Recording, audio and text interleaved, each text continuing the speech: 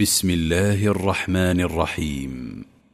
يا أيها الذين آمنوا أوفوا بالعقود. أحلت لكم بهيمة الأنعام إلا ما يتلى عليكم غير محل الصيد وأنتم حرم.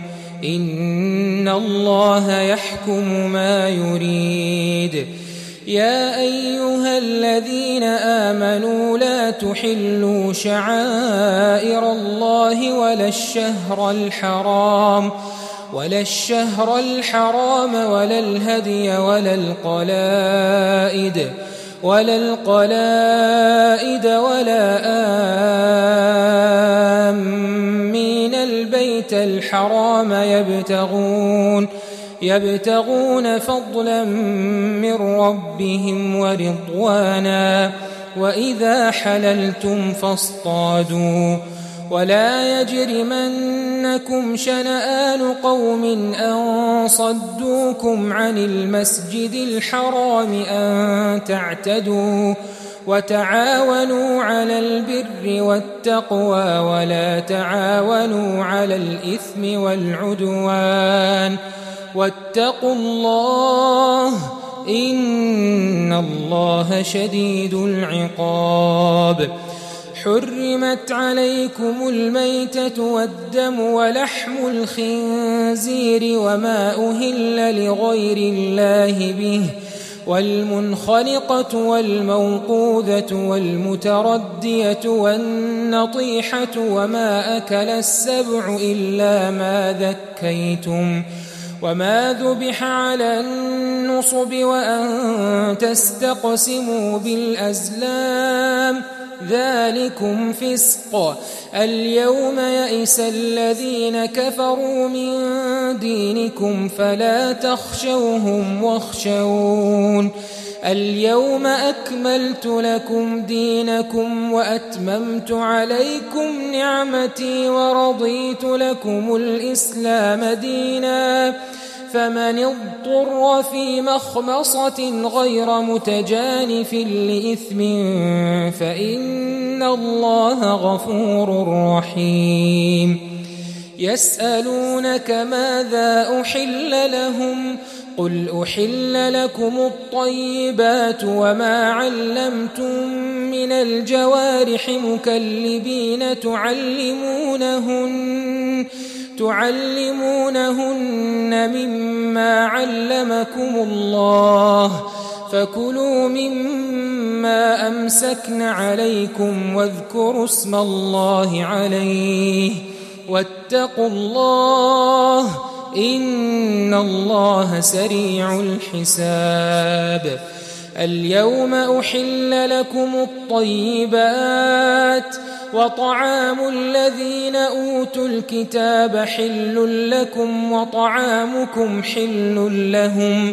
والمحصنات من المؤمنات والمحصنات من الذين أوتوا الكتاب من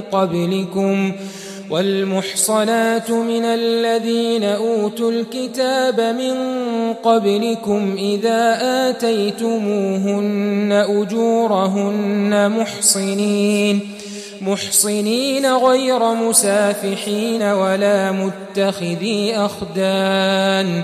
ومن يكفر بالإيمان فقد حبط عمله وهو في الآخرة من الخاسرين. ऐ ईमान वालो, अपने मुआहिदों को पूरा करो। तुम्हारे लिए चरने वाले मवेशी हलाल कर दिए गए हैं बजुज उनके जो तुम्हें पढ़कर सुनाए जाते हैं, मगर हालत एहराम में शिकार को हलाल न जानना। अल्लाह जैसा चाहता है हुक्म देता है। मोमिनो, अल्लाह के नाम की चीजों की बेहुरमती न करना और न अदब के महीने की और न कुर्बानी के जानवरों की और न उन जानवरों की जो अल्लाह की नजर कर दिए गए हों कि जिनके गलों में पट्टे पड़े हों, और न उन लोगों की जो हुर्मत वाले घर यानी बैतुल्लाह को जा रहे हों अपने परवरदिगार के फजल और उसकी खुशनूदी के तलबगार बने हुए। और जब एहराम उतार दो तो फिर इख्तियार है कि शिकार करो। और कुछ लोगों की दुश्मनी इस वजह से कि उन्होंने तुमको मस्जिद हराम से रोका था تمہیں اس بات پر آمادہ نہ کر دے کہ تم زیادتی کرنے لگو۔ اور دیکھو، نیکی اور پرہیزگاری کے کاموں میں ایک دوسرے کی مدد کیا کرو، اور گناہ اور ظلم کی باتوں میں کسی کے ساتھ تعاون نہ کرو، اور اللہ سے ڈرتے رہو۔ کچھ شک نہیں کہ اللہ کا عذاب سخت ہے۔ تم پر مرا ہوا جانور اور بہتا لہو اور سور کا گوشت، اور جس چیز پر اللہ کے سوا کسی اور کا نام پکارا جائے، اور جو جانور گلا گھٹ کر مر جائے، اور جو چوٹ لگ کر مر جائے، اور جو گر کر مر جائے، اور جو سینگ لگ کر مر جائے، یہ سب حرام ہے۔ اور وہ جانور بھی جس کو درندے پھاڑ کھائیں، مگر جس کو تم مرنے سے پہلے ذبح کر لو۔ اور وہ جانور بھی جو غیر اللہ کے آستانے پر ذبح کیا جائے، اور یہ بھی کہ پانسوں سے قسمت معلوم کرو، یہ سب گناہ کے کام ہیں۔ آج کافر تمہارے دین سے نا امید ہو گئے ہیں، تو ان سے مت ڈرو اور مجھی سے ڈرتے رہو۔ آج میں نے تمہارے لیے تمہارا دین کامل کر دیا ہے، اور اپنی نعمتیں تم پر پوری کر دی، اور تمہارے لیے اسلام کو بطور دین پسند کر لیا۔ ہاں، جو شخص بھوک میں ناچار ہو جائے، بشرطے کہ گناہ کی طرف مائل نہ ہو، تو اللہ بخشنے والا ہے، بڑا مہربان ہے۔ اے نبی، تم سے پوچھتے ہیں کہ کون کون سی چیزیں ان کے لیے حلال ہیں۔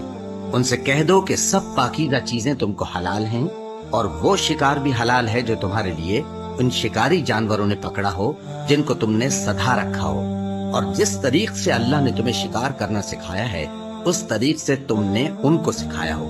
تو جو شکار وہ تمہارے لیے پکڑ رکھیں اس کو کھا لیا کرو، اور شکاری جانوروں کے چھوڑتے وقت اللہ کا نام لے لیا کرو، اور اللہ سے ڈرتے رہو، بے شک اللہ جلد حساب لینے والا ہے۔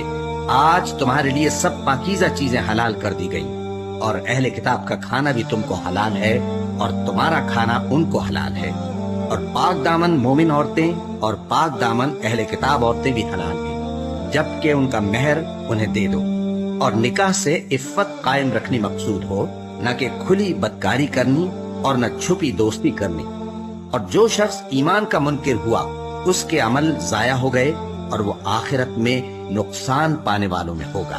مومنوں،